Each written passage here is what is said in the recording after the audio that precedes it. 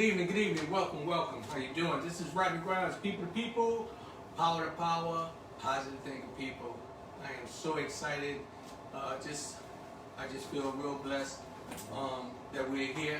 I want to tell you that please make sure you remember to join us on Friday night, date night, because that's when we come together, me and Lady Z, we come together as a couple and we try to promote growing as a couple. So please get your meals, your wine, your water, whatever, and come in with us.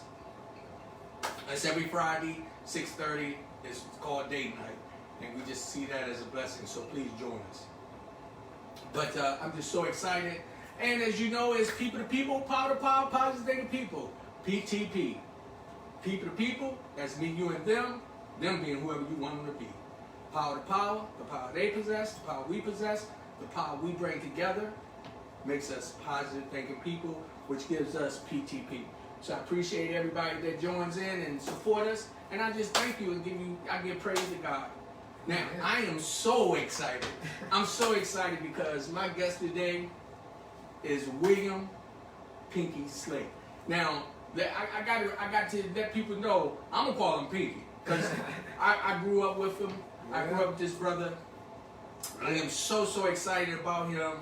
I'm so excited about everything that he does and he has done. And so welcome, my brother. Let's knuckle up. Let's knuckle up. So, I appreciate you, man. Yes, sir. I'm glad I was able to get in, and I'm glad you invited me. Sure. Yes. Because I've been watching the program myself. It's been beautiful, I like what's happening, the information going out, people coming in, sharing some of the things they have done in their life. It's powerful. Yes. Really yes. powerful. I look at it like it's our voice. Yeah. Exactly. That's what we have to do. Marching is good and writing letters is good, but sometimes when we have our own program to be able to identify the truth, speak the truth, people can see your emotion, feel your feelings, then they have a tendency to understand that it's real. Yes. That's why I like to call it real talk. Yes. So, I first of all, I always give honor to God. I ask God to put it in my spirit. My co-host Tracy, I talked to today. Tracy told me from this point on, anything I do, she said, pray on it and God will protect me. Trust God. So I say that. So when she said that to me today, that was another opportunity for me to better myself because that's what I do. Yeah. I like people to know that this is not about me. This is not just about you. That's right. But this is about us. That's right. And so, with that being said, that's how we grew up in Old Town Alexandria. It was about all of us. That's right. Because from the north side to the south side, from the west side back to the east side. Down in the Bird, Cameron Valley, Delray, the whole south side. Come on. Yeah, that's where we were. Yeah. So that's how we were. We think about it, we used to travel from one side of town to the other just to go to a party. Yeah. We traveled just to go to a party. And sometimes I laugh because we think about how on the south side we used to fit down in those basements and it used to be so, you go to the next, how did we party? It was so small. But we were young, we didn't require that much space there, And then what was so beautiful? Very rarely did we have any altercation. No. I mean, things happen. Yeah. But very rarely did we have altercations. A lot of times we found ourselves in a position where we could enjoy each other's company. I remember when they used to, actually, I don't know if you remember, we called ourselves RP Production, me and Poochie. Oh, Poochie. Yeah, we used to DJ. And we used to do a lot of the house parties. Yeah. And a lot of times I would watch the guys, how the guy be leaning on the wall, he waiting for the young lady, and soon the lights go off and stand in my corner. Come on now. You have it where everybody is keyed on who they want to dance with. That's right. And that was your time for you to have that intimate moment. Yeah. Without any disrespect or craziness. Yeah. And back then it was just so beautiful. It was. It's just that people knew how to conduct. Well, that was our home training. Our home training. And you wasn't going to somebody's family's house to disrespect. Yeah. I mean, that was so true. We made sure that we went in with respect, but it was something again, and a lot of the guests that I had on who are from Old Town Alexandria, that's one of the things that we all talked about was the way that we came up. Sure. That's what makes me so proud of where we are today. Yeah. See, I'm looking at you. So when I knew you young and coming up, all I knew you was for as a band. I knew you for playing the bass. Yeah. I knew you for always. Every time I saw you, Promoter. a promoter. Yeah. That's what I saw. Yeah. And it was people like you that inspired me too. Yeah. Because I think you might be, if we close to the same age, but We're on the same age. yeah. But you always seemed like had this little more mature flavor with you. Well, excuse me. One of the things that helped me was when I was young, I was like 16, 17. You know, I was doing the band thing, you know. I had my own little group, Pink Cancer. I had Michael Bruce and a couple other people involved. Back at that time, that's when me and Gene McBride met. Yeah. And I knew his family, you know, his cousins and so on, Wendell Tay, a lot of musicians, you know, Hash Brown, Tony Brown, you know.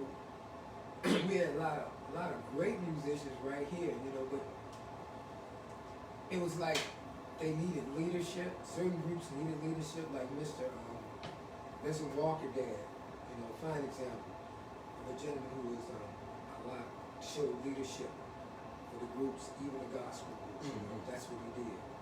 And then I was out there and all I did was Pop Wingy, we call him Porky.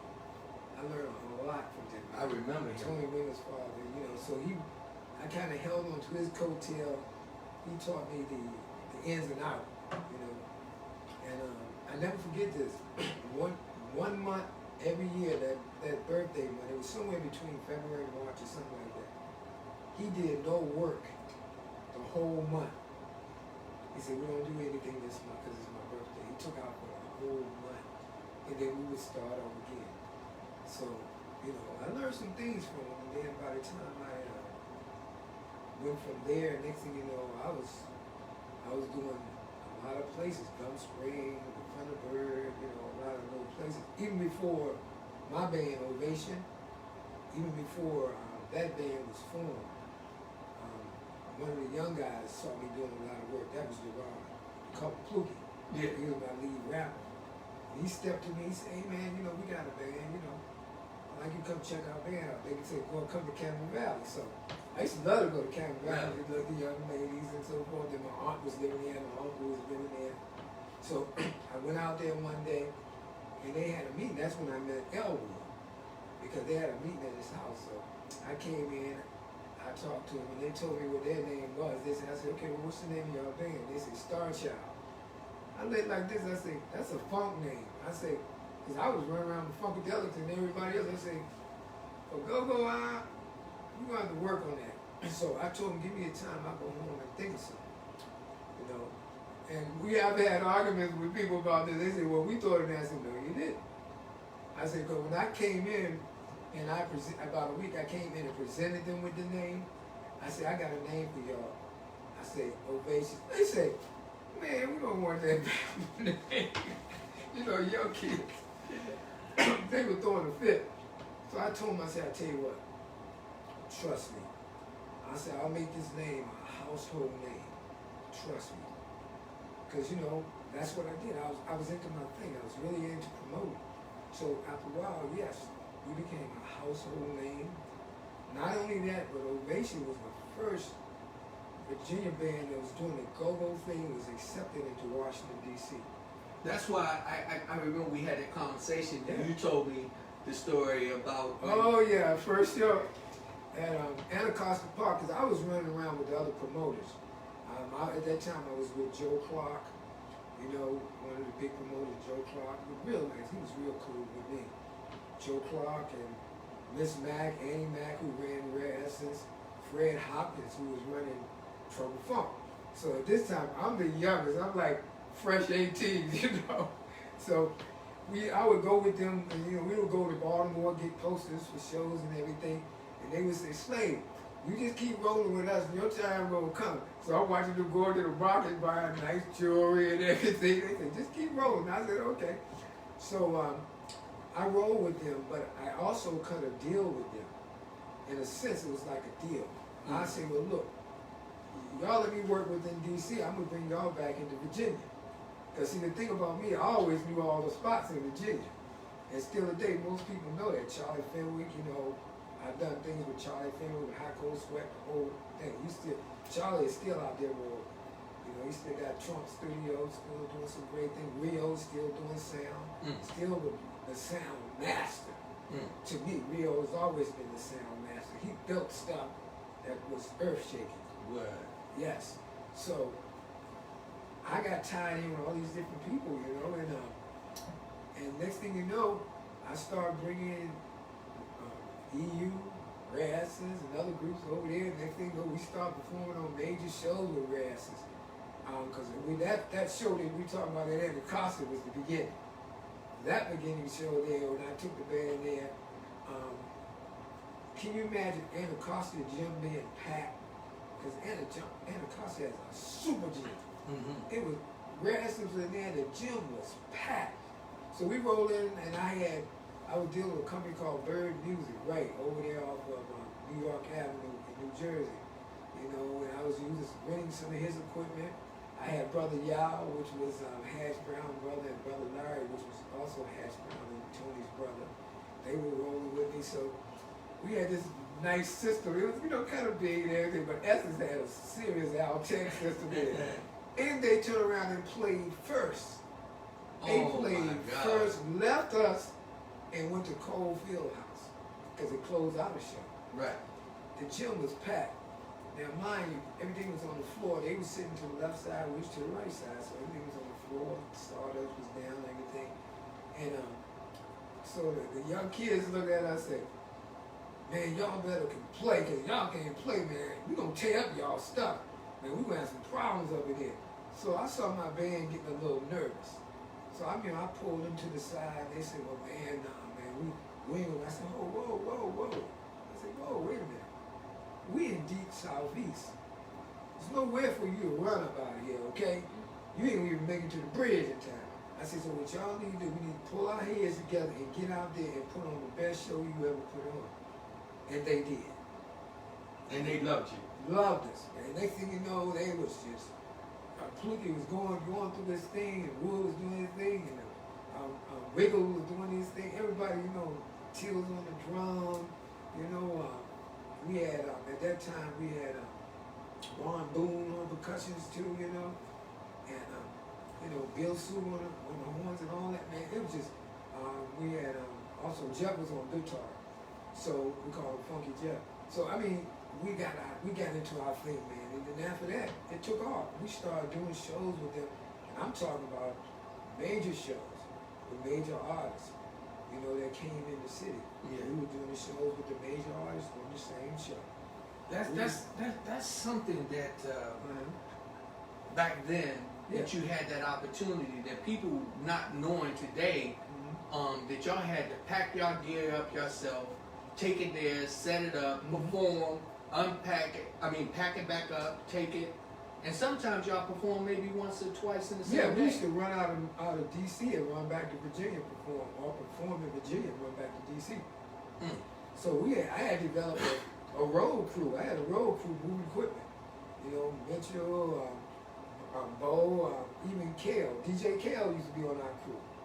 Man, we had a tight little road crew. They would sit up, and then after a while, we was all down in Virginia. I just swooped all over Virginia, all down through Virginia. And we played at some. One time we was out in Winchester. We played at a joint called the Ice House. It was literally an ice house. We had to tote all the equipment upstairs. And tote every bit of them speakers back downstairs. And, you know, they sweated out. But they did. Oh, yeah. They performed like champions. Performed like champions. So let me ask you this. Uh-huh.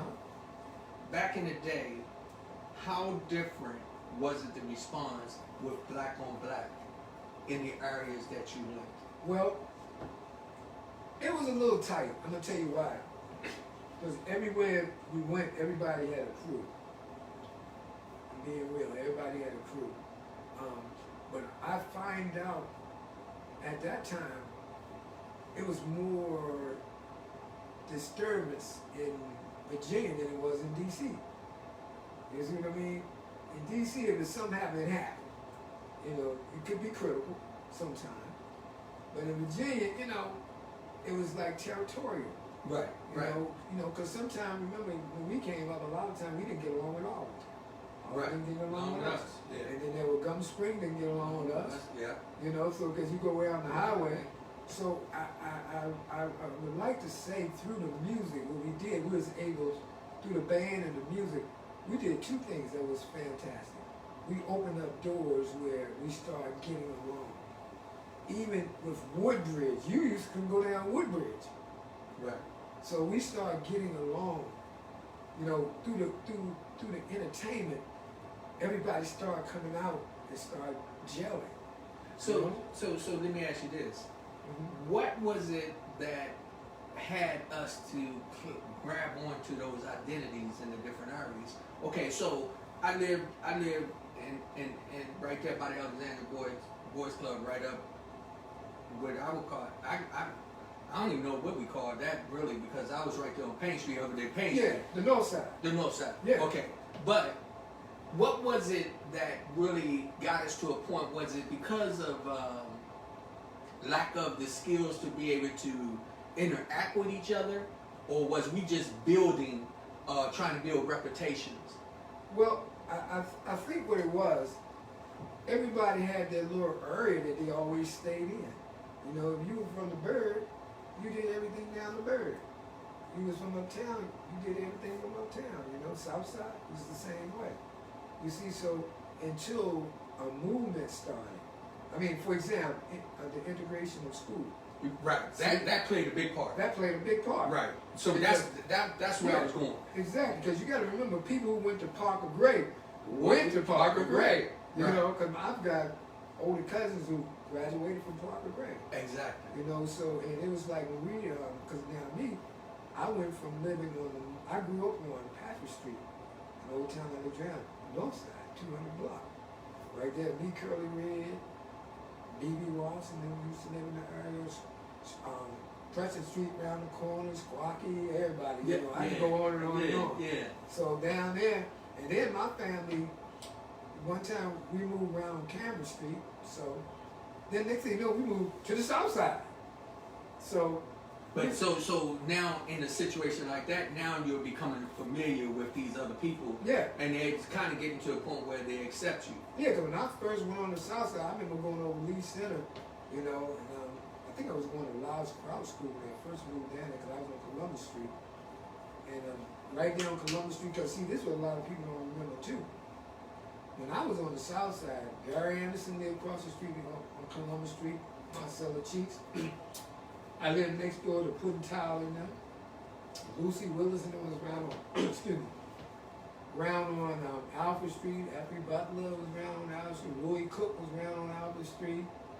Nate Carter grew on Duke Street. Van Jerd was around on Patrick Street. So a lot of those people that wind up moving uptown, even the Joneses. Right. You know, Egg Day and all them. A lot of people who were living on the South Side moved to the North Side. Yeah. See, so those transitions after a while start bringing people together a lot closer. So, you know, what would be your suggestion today? Today? To say, see, where I'm going with is, I'm looking at it like this. Mm-hmm. We have a lot of people in different areas who don't understand us migrating among us in the city that way, right? Right. Okay, so, but during the process then, it was because we moved into a neighborhood. Yeah. If you had some advice to tell some young people who, or people right now, we're talking about changing the way we are as a people, instead of saying, I'm over here and you over there, what would be your suggestion to that today? Well, this is going to sound kind of harsh, but I got to give it to you straight. Real talk. Real talk. When I see young people acting up in a certain way, you know, the question to me is, what do you own? What do you own? Right. See, we came from a time frame where a lot of our parents literally owned their homes. Right. In those communities and everything. See, so That's one of the stories I got in this other book that I wrote that I was telling you about, A Man Without a Home. And one of the pieces there talks about living in the project, how they got out, you know, why he felt it was so important to get his family out of there. He said, this guy made a point, he said, I'm not going to live and die here. He said, it's a big world out there.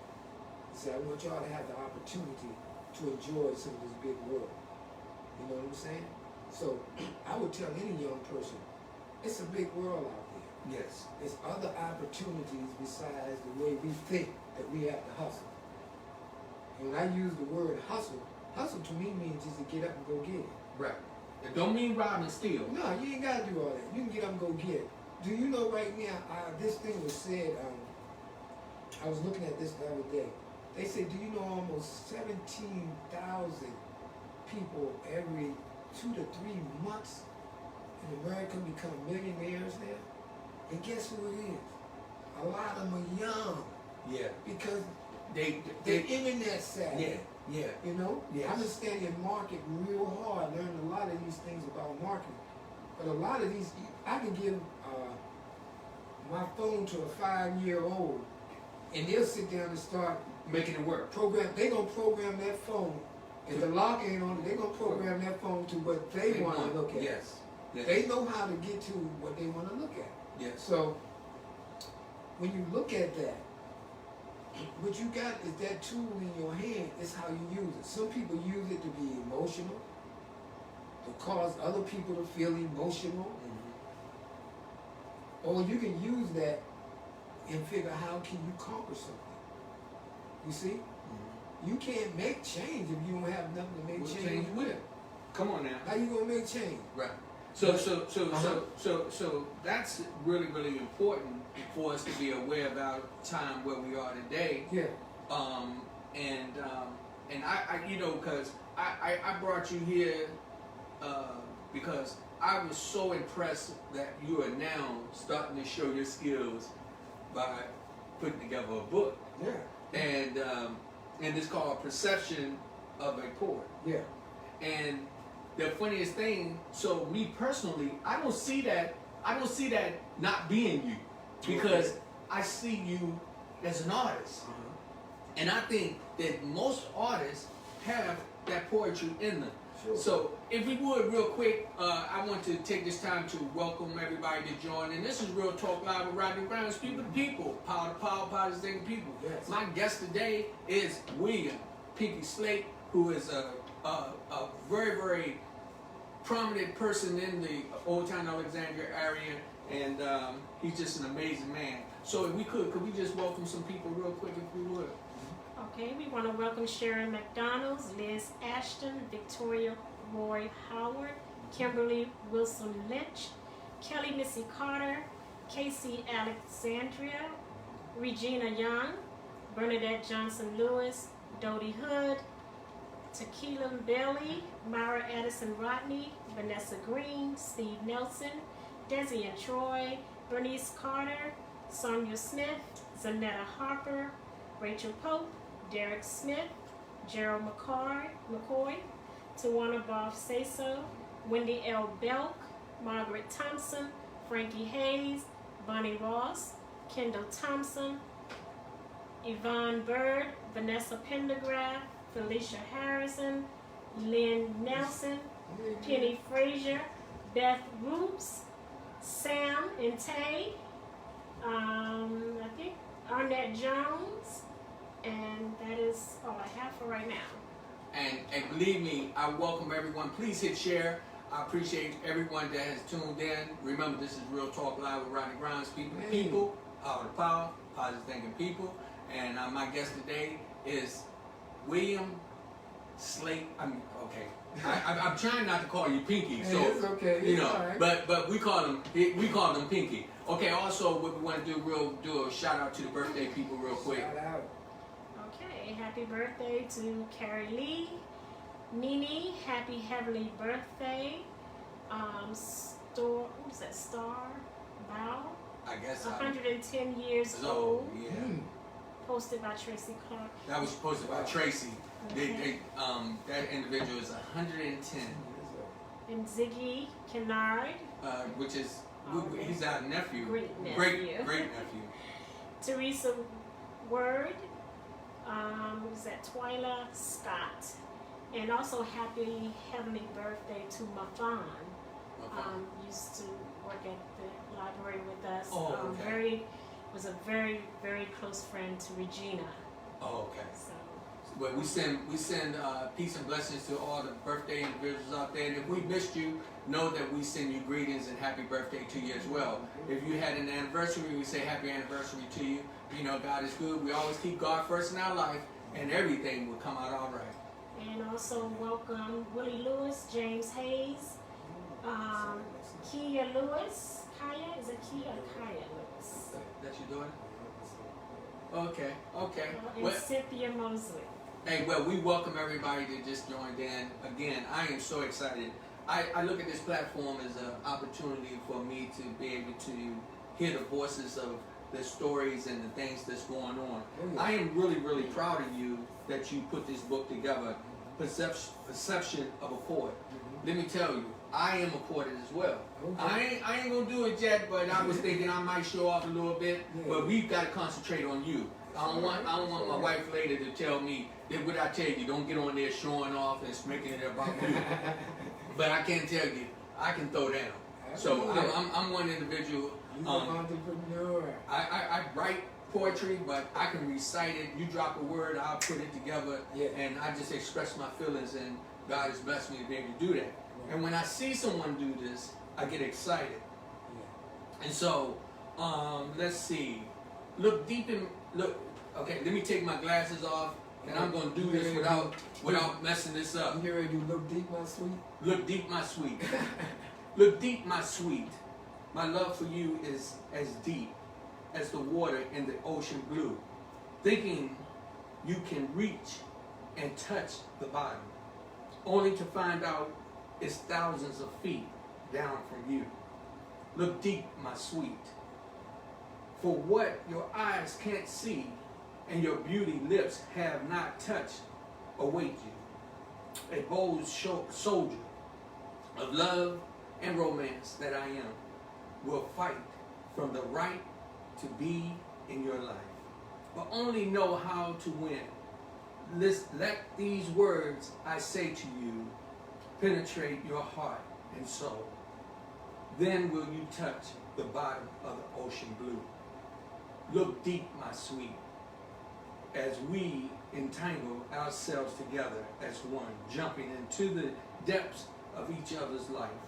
The man you envision living with you, becoming one, the same heart rhythm as yours, beating as one. Wow. What you a lover? Wow. Oh my goodness. Oh, come on now. Come on. That's deep. I'm going to VA. Virginia's for lovers. I already know. That was I love that. Yeah. And see, some things people got to realize. Poetry not all the time have to rhyme. Right. Poetry has a rhythm. It's a rhythm. It's Come a on, rhythm. bro. There Come you on. go. And so people There you got to go. know that the rhythm is of your feelings. Yes. And sometimes you can just express them. You can write a poem and only have 3 words in it. That's it. And so if you deliver it properly, people will receive it. That's right. Let's see. Because I've written some short poems in there, but they still have the same impact. Simply because of what you just said, the rhythm of it. That's crazy, man. I mean, one of the things that when I use the terminology crazy is that words, that's why they say sometimes you have to be careful with words. Because words can take you to a whole different level. They can. My wife always tell me sometimes watch how I say things to the other individuals outside of our relationship. Yeah. She said because you can say a word a certain way and it can be perceived one way when it's meant another. Yeah. And that's also when you're doing poetry or you're writing a story. You want to be able to get people where they can take the word and then embrace it and feel your feelings. Yes, yes. I agree with that. What caused you to write the book? Well, I found that I had poetry in me, because, and I had, I just started putting pieces together years ago.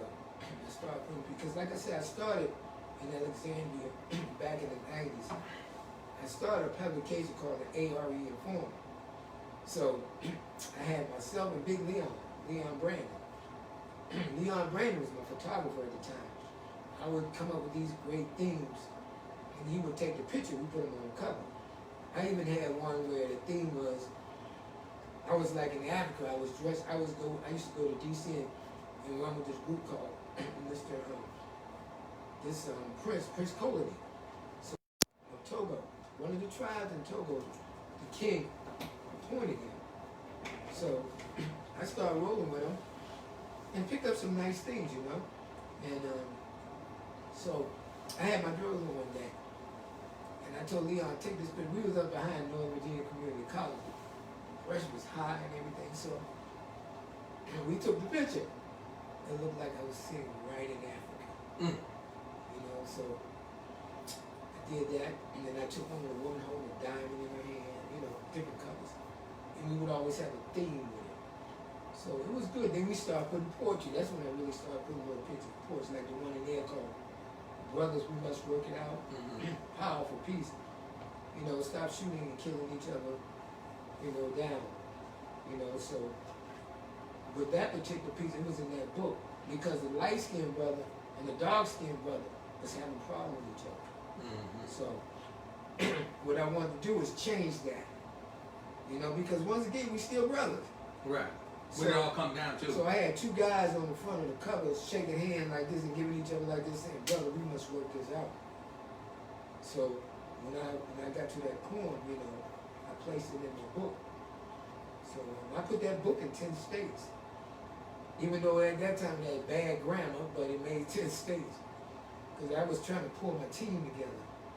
So I learned a lot of things back then, so that prepared me now to write. One of the persons, you remember Larry Brown from the Yes. I had a conversation with Larry Brown, and he told me some things, you know. He said, one of the things he told me was real powerful. He said, we met out in Maryland. He said, I'm reading what you wrote, but somehow your transition from your brain down your arm, you're losing it. He said, you must be able to what's here, down here, as you write. So I started really getting an understanding of that. Then I was talking to my cousin, Ella Cotton. He was telling me about the pie theory. So how to break things down so you can understand it better. That helped me. So that led me to start, you know, want to do it more. Now it was a challenge. Why? Because that was not my field. Right. Grammar is not my thing. I told this drag too, excuse me. Yeah, don't worry about it. So grammar is not my thing. So I'm an idealist. You know, I can come up with some phenomenal ideas and put it together, you know. So I was going through that transition and getting people to help me put it together. And it was rough. It was kind of rough. You know, especially when I wasn't financially where I wanted to be to do it the way it should have been done, because they got things like Drag In and everything can help you now. So it's a whole new world now. So, that I can honestly say that coming up in high school, I was in trouble all the time, but I did enjoy English, and that was one of my classes that I got into because I like poetry. Yeah. And I became very good at it. So are you the type of poet that can recite just off of the top of it? I can if I have to. Yes. I mean, I'm starting to remember all my stuff. See, so I'm the type of person, I was what you call a motivated speaker. You know, I was doing things for a group called the Eagles in DC and a couple of other companies, you know. I used to meet a good guy, a friend of mine named Keith Nelson. We used to roll with, what's his name, motivator, Les Brown. So, you know, I was always around this, so I started becoming good at motivating, speaking at people's engagements and things like that. I started speaking a lot of places that just, I mean, I used to go up Hammond when the white principal was there. was at Hammond. I'm so sorry, I can't remember his name right now. Great guy. So I used to go in there and do speak to the young people to inspire them. Even Chucky Moore every year would invite me over to TCM to say something to the kids, although we didn't make it this year because of the COVID. I would go in there and would say something to the kids that would inspire them. So when they left, they would have something to remember, something to hold on. I would tell them how I built the music business. I would tell them how I had my own record label, how I wrote my own music. A lot of my music I wrote. So I started writing music before. Well, I won't say before I started writing books, but it kind of corresponded with each other. So I just started utilizing my talents. That's what I want our guests to understand. Mm-hmm. We all have it in us. Absolutely. So grab a pen, get you a journal. The next time you're in a store, There you go. grab you a journal and just start keeping notes. Sure. Because what you're doing is now you're starting to tell your story. Mm-hmm. People have a tendency to think that it requires a lot of work to do that, Mhm. but it really doesn't if you just telling your story. Mm-hmm. The problem comes in when you're trying to learn the skills of capturing someone's imagination to bring into your thinking. Yeah. And I'm thinking, it's real talk. Y'all hears my wife burning candles in here, so I'm thinking that, hey babe, do me a favor real quick. Just open the door and let some air be able to come in. Because I think we'll do a little better. Dude, you don't have to put nothing out, just do that. Hey, it's real talk. They do smell good, though. Hey, it's real talk. Hey, so sometimes we got to make adjustments and do what we got to do to do things. We do this right here. The studio is here, my location, and God is good. And I just take that opportunity to do what we do. So sometimes, people want to see it for what it is. They want to see the real deal. It's all good. So that's what I love. For everybody that joined in just shortly, it is Real Talk Live with Rodney Grimes. People to people, power to power, positive people. I love you. I love you. And this is a platform not just for me, not just for him, but it's for us. Anyone out there that have something that you want to share. If you are a writer and you want to get your books exposed, do like this writer did, William Pinky Slate. He called me on the phone. He told me about his book. Him and I, we're friends from the past. Yeah. But when he told me about this book, I was intrigued. Now, I'm going to tell you, I've been working on several books. I just ain't finished none of them. But I've been working on it. But one of the things that I know that in the process of me with my journey, especially as I see different people who's come on this platform, is now encouraging me to keep moving forward. Yeah. Because I see the product. I see product coming. And so I want to say that I'm very, very proud of you for that. Oh, yeah. And what you're doing is, as you said you was mentoring years ago and still do, you still are. Yeah. Because when you do things like this encourages us to keep moving forward. One thing I learned too, when I had the ARE reform, I had my youngest son that's the drummer who plays with Faces, he's a big guy there. But I'm gonna say two things. One, I learned back then that, because what happened, I was on the Kathy Hughes show. They was interviewing my other book that I had back then. And then a guy called in and said, he called in from the prison. He was at a prison. He said, brother, I've been listening to your show, and he said, let me ask you a question. He said, if we get one of your books, he said, do you have any problem with me duplicating some of this in the prison so I can give it to some of the other guys? I said, no. See, so that's when it really impacted me that literature is one way to reach more people. See, because now I have to go with the other thing my youngest son told me, Hakeem. I call his name is Will, but I call him Hakeem. He said to me one day, he said, Dad, yeah, because he always come with something, because he's into speaking things into existence. He's very deep into that, strong, and positive thoughts and things like that. And he's done very well with it, successfully. He said, Dad, I want to say something to you. I said, okay. He said, Dad, I watched you run after money for a long time. I said, no. He said, no. He said, I'm not saying that it was a bad thing. He said, but I want to tell you something. He said, no matter how fast you run, you can't catch money. He said, you can't outrun money. He said, what you have to learn now is to sit back and allow money to come to you. So I'm listening to him. I'm going, okay. So, you know how you chew on things for a minute, and lo and behold, he was 100% right. When I start slowing down and allowing God to use me more, I start becoming more blessed. You see what I'm saying? So I said, okay, because I've been out there going at it a long time, a long time. I never forget when this episode in my life where I was where, let's say where I didn't supposed to be or who I was supposed to be, whatever the case may be.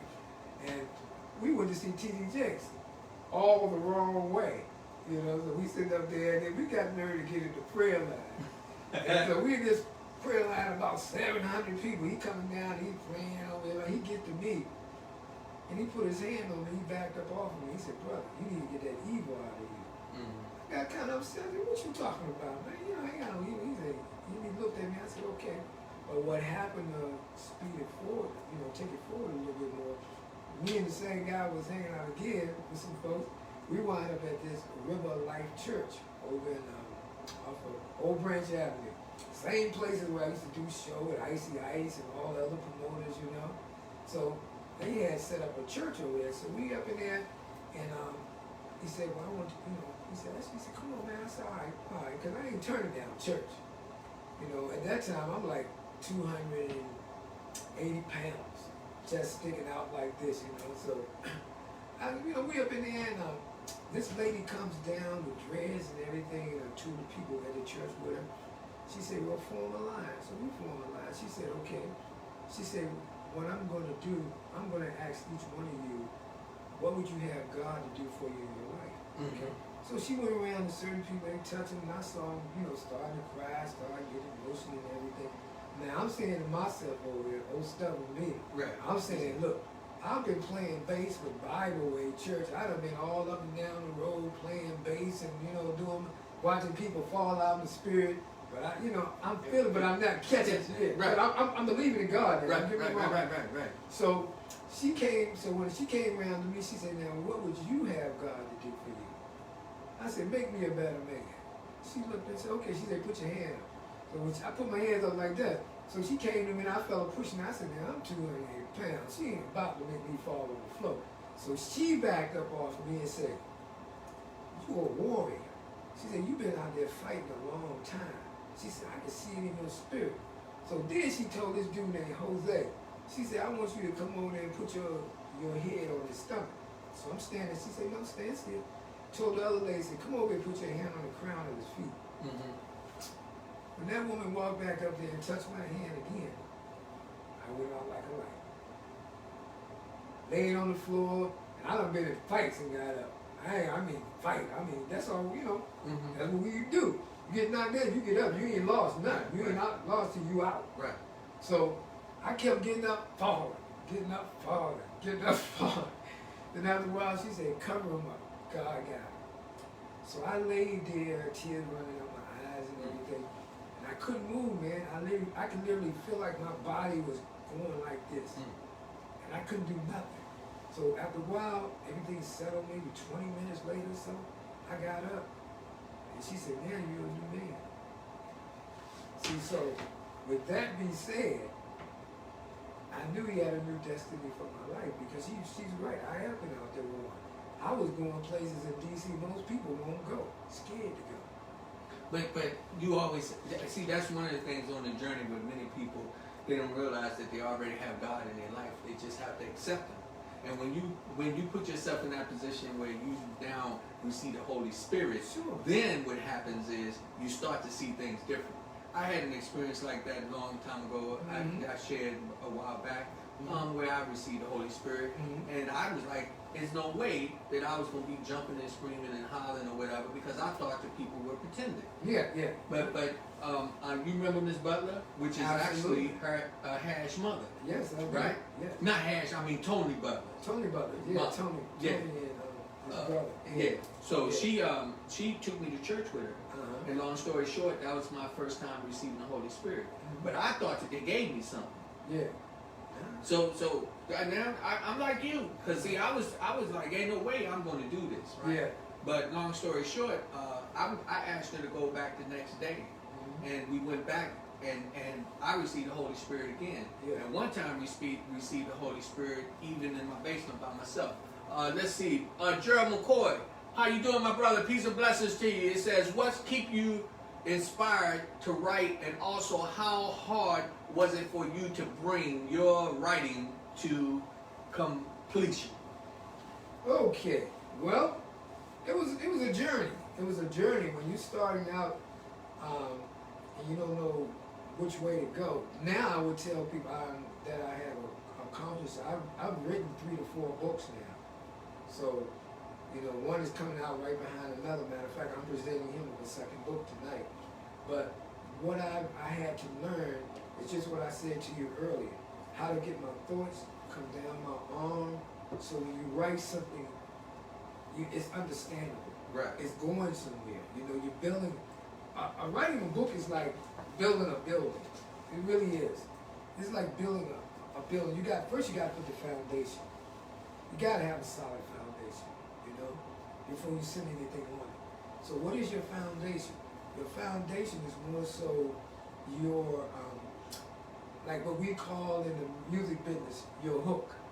Yeah. It's that thing that catches people's eye. Right. It makes them say, okay, And then you go from there, you start going up higher.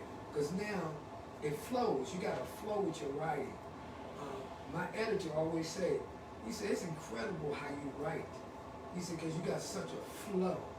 And then you said it earlier. It's like a rhythm. Yeah. So once you get your rhythm going, and then you start building. And you build off of You build it, and then you can feel it. You know when you're doing it right, because you can feel it. Yeah. It's good to you. If it's good to you, say, oh, this is good. Yeah. I used to do that. One of my friends, we used to hang out, and she used to get a kick out of me doing my poetry. Yeah. And we would ride, and I would always tell her, just throw a word to me.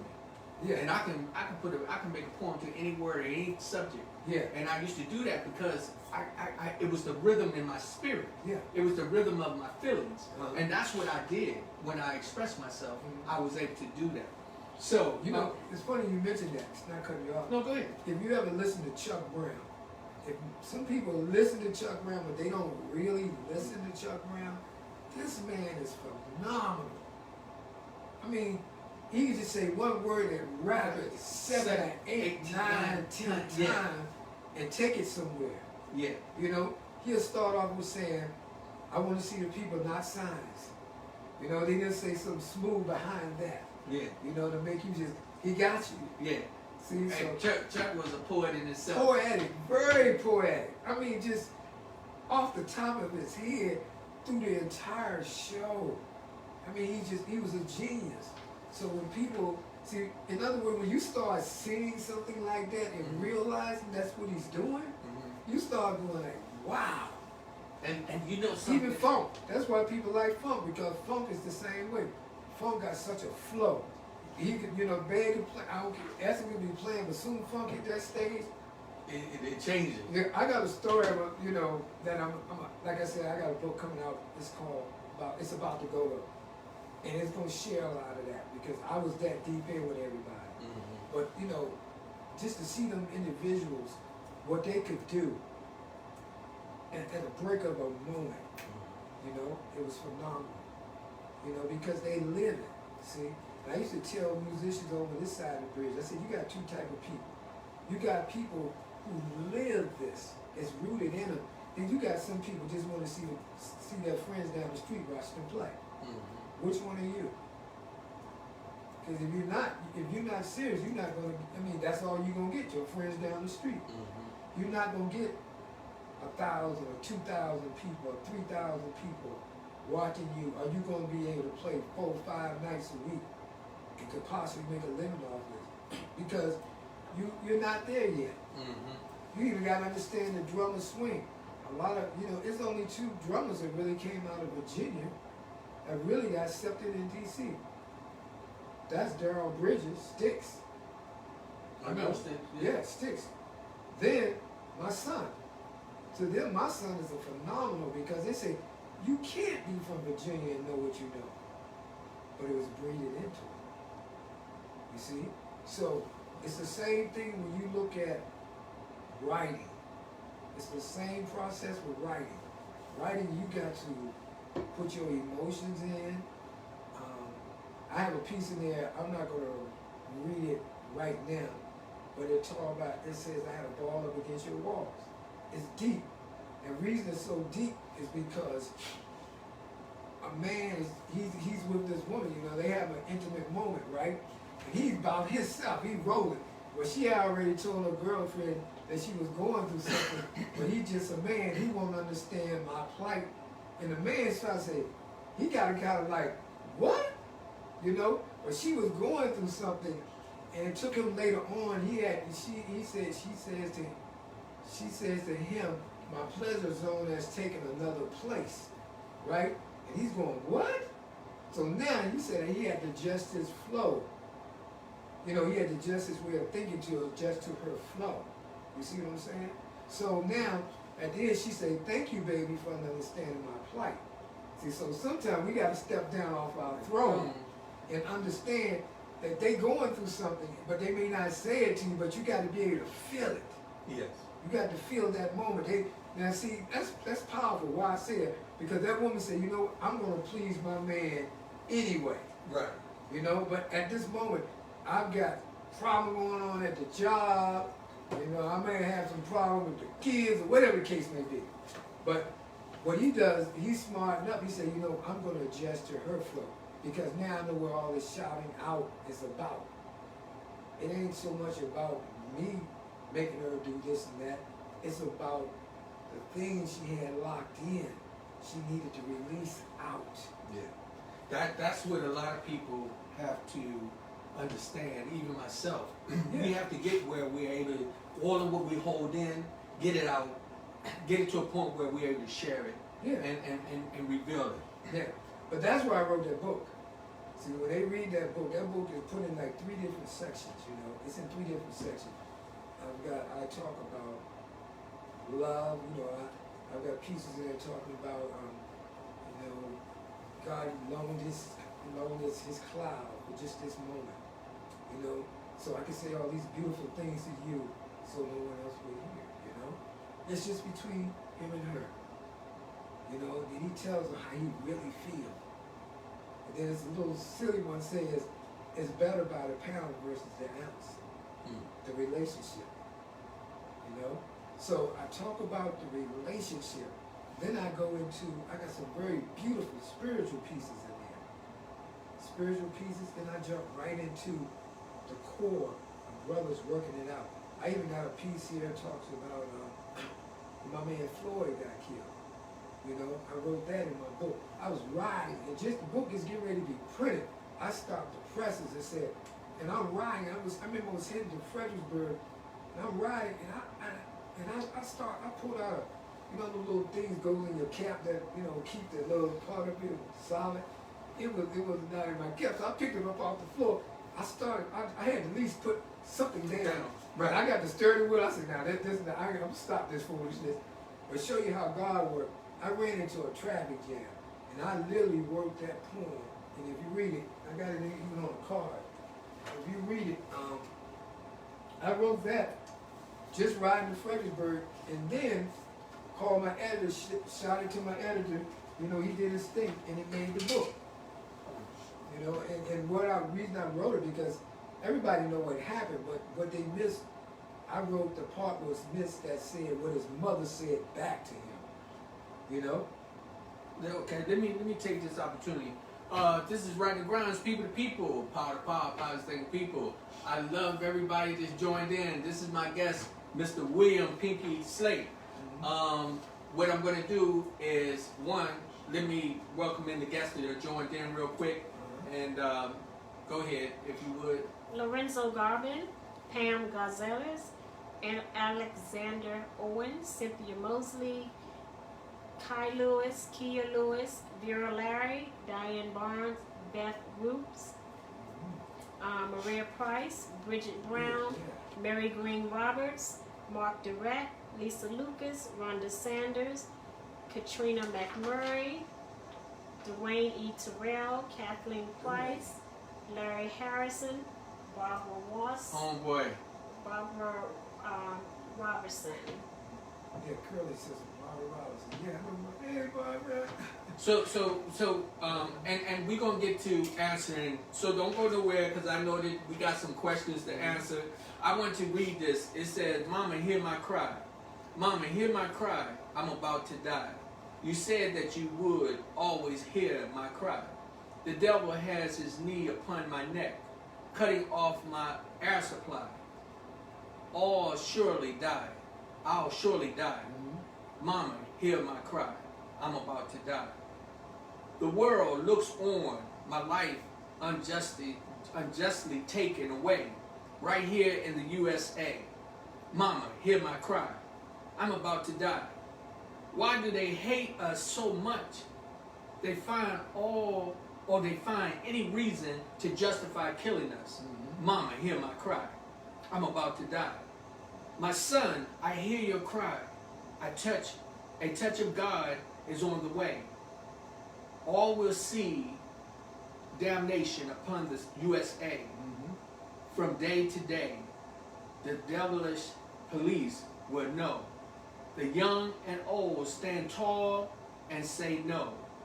Son, your life lost will not be in vain. Black lives matter.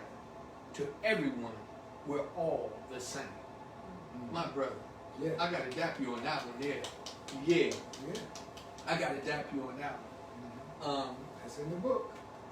This is really, really powerful. So when we talking about that, let me get in here for a minute.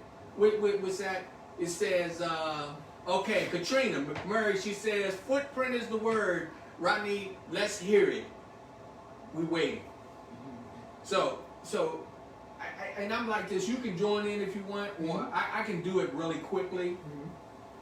But what I do is I talk from my heart, from me to you. I give you the footprint for you to understand that here I am doing the best I can. I look up in the sky and ask my Father God to help me to move forward because I'm working hard. I bow down to my knees only to say, help me, please. Then I look at this brother and I say, do you see me? When I look at him and then he smile, I know I stand tall among the crowd. Come on, bro. Come on. Oh. What's up? How you go? But so, and it says, good work, congratulations to you, Pinky, on your book. Thank you. That's Rhonda Sanders. God is good, and I love him. And as I say, you know, that's real powerful when you can express yourself. Let's see. She says, release to share will always bring help to others. Hey, you know what? Let me tell you, that's what I'm talking about. What he just wrote right here, and I just read. What he wrote in this book, all of this stays planted. Now you got me wanting to do my rhyme. I was getting ready to say planted in my head. But I'm keeping it real, okay? But what I'm saying is that this is our opportunity to express ourselves. We need to express ourselves in every which way we can. We need to let people know when we read poems like this, this says, Mama, hear my cry. Come on, can you think about all the young men out there that's probably hollering out saying that exact same thing? At the end, it said on there, it says, Black Lives Matter. To everyone, we're all the same. Let me tell you, here I go again, I want to add something to it, but who do we blame? Listen, we start to check ourselves. We have to start checking ourselves first and make change. Don't, you know, somebody else brought this to my attention. They said, we say Black Lives Matter, but Black lives are important. We all are. And what we have to share is important. That's what makes it matter. Yes. And you know, I like to add to that. One thing I like to add to that, I think one word is so powerful. This word is value. That's in my book. My third book is called Sweet Cold and Red Dye. And her father tells her, she said, you have to understand your value to be of value to someone else. Mm-hmm. Think about that. Most people go out the door every day and don't even realize their own value. I know. See, if you realize how valuable you are, you're not going to get in no fuss, you're not going to get in no argument, you're not going to get into a whole bunch of mess that don't make no sense because you are valuable. And if you realize how valuable you are, you will do great things. See, And excuse me, I did interrupt. That's okay, but go ahead. And reason why I want to catch that because that sounds like something Tracy would have told me. Tracy Clark, and also Rachel Pope. Mm-hmm. These are two of my co-hosts who talk to me all the time and always inspire me. And so you said, see, that's what's important for us to understand how valuable we are as an individual. Exactly. You know what I mean? I heard someone say something on the radio the other day. Well, I want to make another example of this situation. Why do you want to argue with somebody with a gun? Right. I mean, it's no argument. Right. Because the thing of the reason I say that is this. When you look at your value, right? Now, we want to get our words in. I heard this guy this other day they showed this little thing. The police was asking him questions, right? Police wasn't loud. He was asking him some questions about, is this your house? Or yeah, mom, this and that. But he said, well, just let me see your ID. Okay? Now, me on the other hand, I'd have showed you my ID. You know why? I want to get you out of my face as soon as possible. I don't need to aggravate you to prove that I'm a man like you are. I already know I'm a man. See, so I'm saying what I'm going to do by reaching in my pocket, giving you my ID, is going to let you see my ID, see who I am, and if there's any further question I will answer them, then I can go on about my day. I can go on about my business. Yeah. See, I'm not going to get into this when I don't have to. That's what I used to tell I used to go talk in schools. I used to tell the kids, I can teach you how to control the classroom. Mm-hmm. They'd be looking at me like, and the teacher would look at me like, what did you just tell them? I can teach y'all how to control the classroom. Mm-hmm. How many of y'all want to know how to control the teacher? Right. Oh man, everybody's hand go up. Uh-huh. I say, well, let me tell you, the first way to control the teacher is when the teacher give you homework, go home and do it. Ho! Simple thing. Simple thing. You go home and do your homework that your teacher told you to do. You got more control over the teacher than the teacher got over you. Yeah, because guess what? You're doing what you're supposed to do. And see what we do, that's the only thing I'm saying. Realize your value. Yeah. You know, you have children and everything else. Some situations don't require to explode. You know, you're supposed to defuse it. But bruh, let me tell you what's happening. Uh-huh. See, listen to this, y'all. Listen to this. See, what a lot of times, what we're trying to prove right there while the police is there, that I'm not afraid of you. I got my rights. I understand. But you know something? It's not whether you're afraid of him or not. It's whether he respects you and if he thinks your life matters. See, you're talking from your perspective, but you don't know what's from his perspective. Right. And see, what you're doing is when you get into that altercation, now you allowed him to have that power to escalate to another level. Mm-hmm. What you said, when you go in there, you want to get out of there as fast as you can. Quickly. So what you do? You defuse it. You defuse the situation. You got to outthink them. Just like you said about outthinking the teacher. Yeah. How you outthink the teacher? Do your homework. See, so it's the same situation because like, if you go in there like that, you can, you got it. You already diffuse it. You're well on your way. But if you're gonna argue rights, okay, then he can argue right that he have a right to ask you for your identification. And so now you just opened up a whole nother can of worms. It's just crazy. But I'm saying what we have to realize once again, our value. What is your journey? What are you trying to accomplish in life? what is your legacy that you're trying to leave? Yeah. See, Yeah. I look at myself, I want to leave a legacy. So I put it in a book. See? So, well, guess what? Only thing they got to do, like when my son, my youngest son came a while back, he was going through some, you know, lady guy type thing, so he hung out with me for a while. I showed him, I said, come here, I want to show you something. I said, you see all these books up here? I've read them. Okay? I have books up there that can tell you pretty much you can be anything you want to be, do anything you want to do, tell you about self-image, et cetera, et cetera, et cetera. See, so I watch him, he start studying. See? But they say this, and this is so sad when people say, they say if you want to hide something from someone, put it in the volume of a book. Because they will not read it. That's a story, and it's a piece in there, one of the first stories that I have in there called, we made it out. They wanted to move out of the project. It showed how they made it out. But his father told him two things. He said, one, if it's something that you can't do, find someone that's willing to show you. How about that? And he said, if you want to hide something with someone, put it in the volume of the book. They will not take the time to read it. Well, that's what America has. Well, okay. Sometimes when we say America, we classify everybody. So sometimes as we talk about words, you got to watch how you use the words. Yeah. But it's certain individuals who will want us not to educate ourselves. So when we was coming up, that was part of the trick to keep us from reading so that we wouldn't gain knowledge. Knowledge you get from books. You can read stuff about growing plants, killing ants. Come on, man. You can read about building houses, fixing cars. You can read about anything. You go right on the internet and Google anything you need to So know. now you are at a point now you are like a genius. Exactly. You got it right there. So what I'm saying is, and I want people out there to know this, take the opportunity to better yourself. Take the opportunity to do the things that you wanted to do.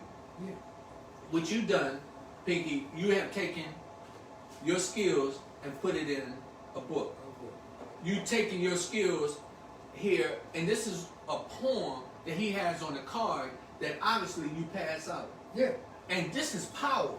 Yeah. And see, I love that. Mm-hmm. And see, these are the now, you are leaving your legacy. You're actually leaving a tattoo. Mm-hmm. Let me tell you what happened. I keep real talk. My wife says she'll never know what I'm going to say. All right? So this book, I had this book with me since you mailed it to me, right? Mm-hmm. Brought it upstairs, downstairs, upstairs. Yeah. I kept it because I never know when you was going to call me and talk to me on the show and say something. I wanted to have the book right at my disposal. Okay, yeah. Couldn't find the book today. Searched all over, just looking and looking and looking and looking. Mm-hmm. And I couldn't find it. And then finally I did. Yeah. But my point I wanted to make is that these things are tools for us. That's right. And we need to keep them close. Yeah. We need to keep them so that we can empower our mind. Sure. When I spoke, and let me tell you something. I'm gonna be honest with you. No disrespect. No. You don't want to mess with me with no poetry. Yeah. Not you. I'm talking about. I'm talking in general. Yeah. Because I'm a man of emotion. Right. And so I don't have no problem with sharing it. That's one of the ways that I got my wife. Mm-hmm. A lot of people don't know. That'd be a story I tell on date night. So make sure y'all tune in on date night, because I'll tell you about it. I used to recite some poems to her that had her, my father used to say, make her toes pop. Yeah. But, it's in you. You know, sure. but that's what I'm really excited about, just looking at your book. And what you're doing is, sharing. And what I call it, easy reading. Yeah. See, that's another thing that black folks, we have to get past is thinking that every book is going to be complicated. Mm-hmm. See, so sometimes you just take a small book like this mm-hmm. and make that dedication to say, I'm going to finish this book mm-hmm. and take it from there. And then you'll find that it could be that just that one poem that they read that they can relate to. let's take a few minutes and go back to the board. It says, man, oh man, Lord, Lord, Lord, there's nothing like a stimulated mind. The what's that? This dialogue is real sweet. Sweet. Oh, okay. I see. This dialogue that creates an understanding, or what's that? You can't even halfway. I can't. It's Reiterates. okay. Reiterate was hungry and desires to raise. To rise. Okay, and he put the arm up, so I guess he's saying, thanks, fellas. Okay, so meaning power. Y'all gotta excuse us. Actually, the way that this monitor, we still working on getting these things so that when we're gonna have our prompt, as you see how we have it set up in here, we're gonna get it so that things will be a lot larger. You saw Pinky, he was right there. He put his eyeglasses down, and I was doing the same thing. You have to kind of hit it. Yeah, like you got to hit it from different angles to get it. So it says, Ron DeSantis says, Brother Pinky, can you help me find an editor?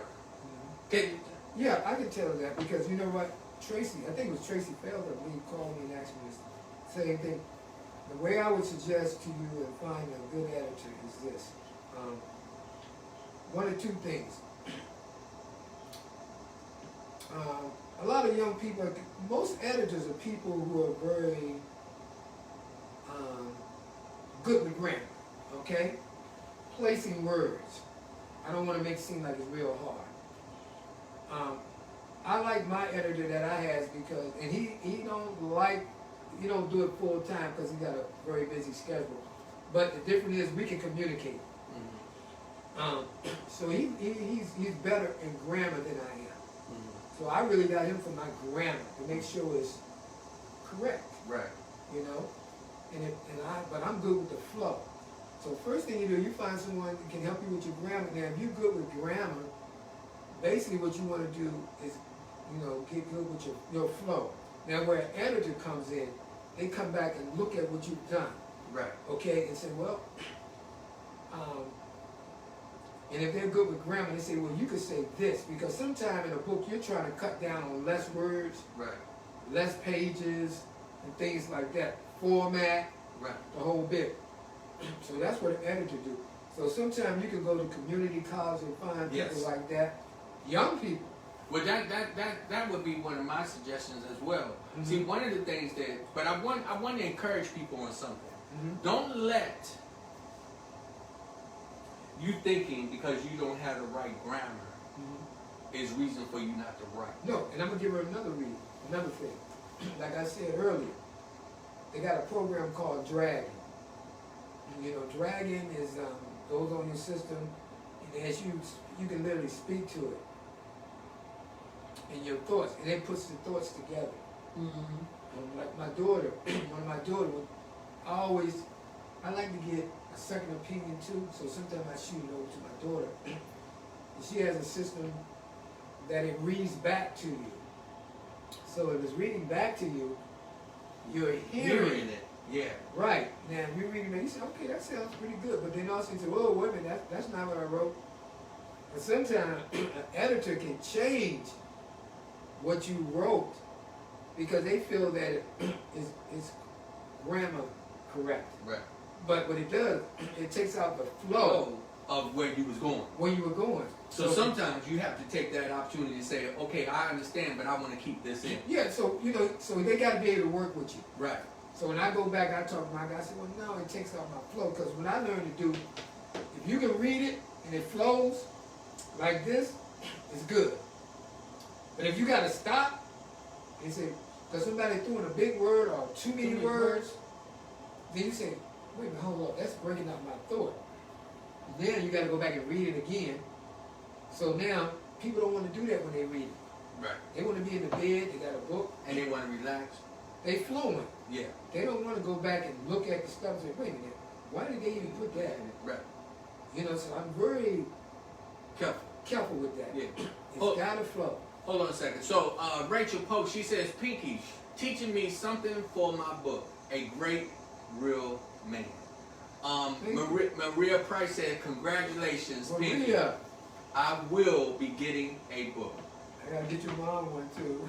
I just, that's the other thing that's really, really exciting. Let me see, Katrina, she says, another black man shooting 7 times in Wisconsin. How do both of you feel about concerning this matter? Well, I'm heartbroken for one thing. You know, we just gotta we gotta stand up for our rights. And I mean like that, I'm gonna get deep on you for a minute. And I think I was saying something to Rodney earlier about it. When we was coming up, they could police or anyone could come in our community and do what they want to do. Okay? That's unheard of. Just like I heard in Detroit. At one time they had a police, I don't know if they still have it. They got a code that they sent out. And what the code says, there's no human involved. I think it was Detroit. If I'm wrong, forgive me. But they say there's no human involved. You know what that means? There are no Caucasian. So that means they're gonna come in there with full force because they're gonna consider us being animals. How do we change that? Voting, getting back in a position that we're supposed to be in. You know, they used to say, when they say about a community, what was that African term? It takes a village. It takes a village to raise a child. To raise a child. That means that everybody in that community is responsible for that child. You see?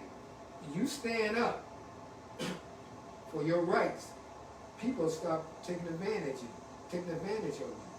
That's just like a bully. If you don't ever fight them back, guess what you're going to keep doing? You're going to keep bullying. You're going to keep bullying.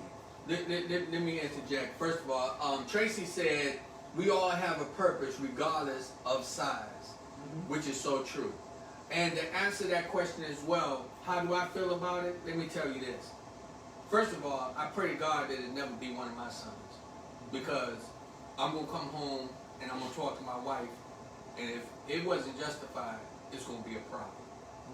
Now, that's one of the things that we're doing. We'll keep sweeping stuff under the rug. Yep. We got to keep it at the forefront. We've got to let the public know that we will not continue to accept this. I don't care how long it takes. Every day we should be talking about this situation until the law is now covering and protecting every last human being. We all are human beings. And so what Tracy said, the other one before that I just read, she said, we all have a purpose regardless of size. Okay, how about this? We all have a purpose regardless of color. We all have a purpose regardless of gender. We all have a purpose regardless of religion. We all have a purpose regardless of who you think I am. We have to stand for something and stop falling for anything. And we have to vote. Put the people in office that are going to hear our voices. Let me tell you something else. Don't get me started, because I'm going to tell you. You need to start going to the meetings. We need to start going. When we find out they got a meeting, there should be more than 1 or 2 black people in there that we know what we used to call those. Okay? I'm not going to use that terminology. Use your imagination. But you know, when you got 5, 6, 7 of them in there that's voicing their opinion, now people start to hear you. Yes. You see, so we have to get involved in the community. We got to get where we are now telling them, you will hear my voice. You will respect me as a human. You will not kill my child. Because if we do not do this, they will continue to kill 7 boys, black males, in Detroit, Wisconsin, and maybe even in Alexandria. And another thing too, think about this. How in the world can they say that we spend billions of dollars? How much money we dump in America? We dump into America. We live here. This is home. The amount of money we spend. Now, how do you deal with a situation like that? We got to go back. Once again, in my 3rd book, it talks about a community. And her uncle stands up and tells the family, say, family, start spending your money among yourselves. Yes. Start putting up funds for these young people in the community to be able to go to college. Okay? We spend all our money out of the community. Now, guess what? You don't own anything in the community. Come on. We got to stop pedaling backwards and think that people want to respect you. No. Look at what is being respected now. Sad to say, it's the dollar. So, okay, if that be the case, then we need to get back to our wealth. Right. God said we should have wealth. Okay? I don't want to go too far on my hard horse either, but, and I'm not going to say what I'm thinking, but I'm going to put it this way. It's real talk, bro. It's real talk. But there's a lot of people in the communities that put major money into major banks that take that money and build their communities like they want, but we can't go in there and get a loan. Okay? So I'm saying, only way you're going to change things, you have to change the way you change. You have to, let me jump in. That's it. What you have to do, you got to invest in programs that's going to help you. PTP, people to people, power to power, positive thinking people. You need to, and that's what I'm telling you. Use things that's going to go back into your community. I'm not telling you that it's just got to be me, but anybody that's trying to help us in the community, let's help pull together. Humanity Matters. That's Rachel Pro. Tracy said, we first have to love and respect each other. Amen. When we unify and let them know that we are not living in fear, God will lift us up to the people He created us to be. Come on, sister. You understand that? When we start to let them see us as the kings and queens we are, then they'll start respecting us like that. Tracy also said you can find an editor on Fiverr.com. It says read the reviews and choose for yourself. We getting ready, and we got 8 minutes left. And let me tell you something. This is for everybody out there. Let's start to change the way we're doing things. Let's show that love and support for one another. Let's get to the point where we look and see one building and we bring another brick in to set down to build that building for us. Make it so that we start to protect ourselves, not just spiritually, but financially and mentally and physically. We have to change the way we're going about doing things. Sure. So when each one of us teach one, we find another one that learns a lot more to help us to survive. That's correct. I tell you, this is so important for us. I'm going through something that I spiritually got to share real quick.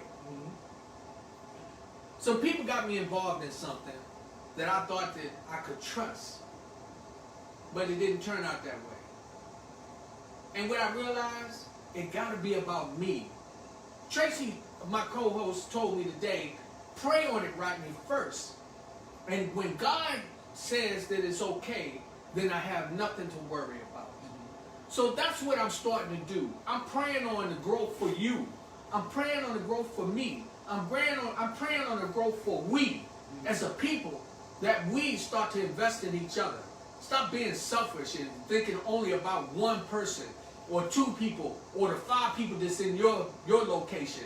Think about the community, because if it comes down to it that they're going to try to get rid of us, believe me, it's going to take the community to come together to be able to fight back. Yes. Excuse me. And I want to also say this too. I'm not close to say that. When you start addressing your elders properly and respecting your elders, you're going to get blessed. Yeah.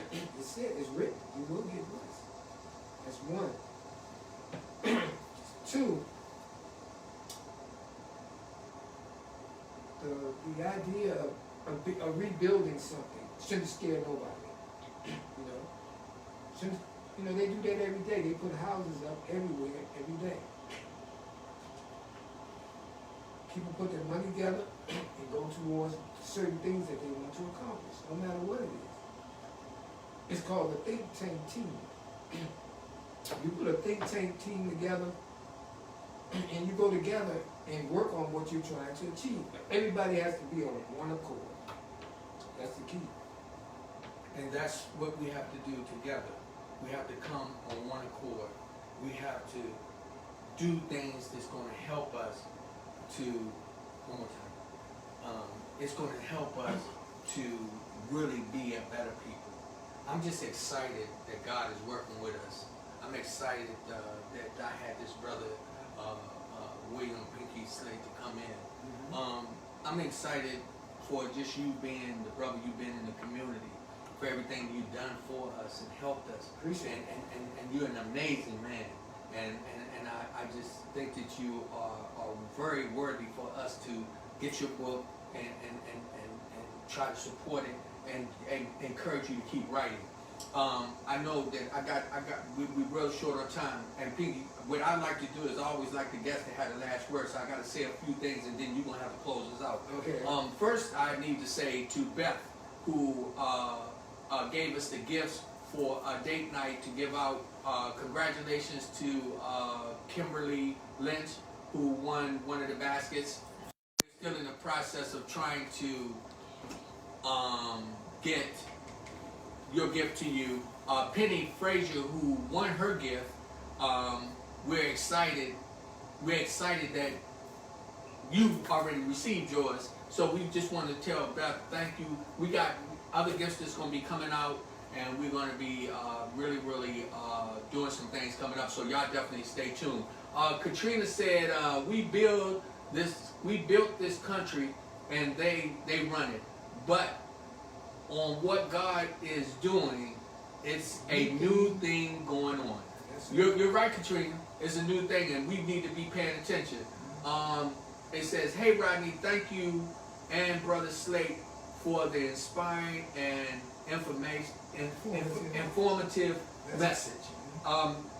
It's always my pleasure. I just take a certain amount of pride in what I do to give back to the community. And that's what I ask you to do is, to help me keep moving forward. Not just me, but we. It's us, people to people, power to power, power to thinking people. I'm just so excited. So with that said, I just want to thank everybody that joined in. It was Real Talk Live with Rodney Grimes, people to people, power to power, power to thinking people. And my guest, Mr. William Pinky Slate, is going to take us out. So I need you to give them some encouraging words to sleep on tonight, my brother. Okay. First, I want to thank. I gotta throw a shout out for Boss Medical Transportation. That's a brother who's doing real well. That's what we're talking about right now. A positive thought is basically create more, read more, and do what you were designed to do. That's what we were designed to do is to create things. I like what the sister said earlier about this country, Think about it. When we were brought here, we showed them a lot of things.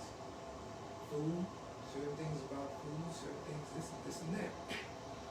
Under a hard taskmaster, of course, but we have all these gifts within ourselves and we need to start using them. That's your way out of any situation, your gifts. If you use them, you can move forward. If you sit on them,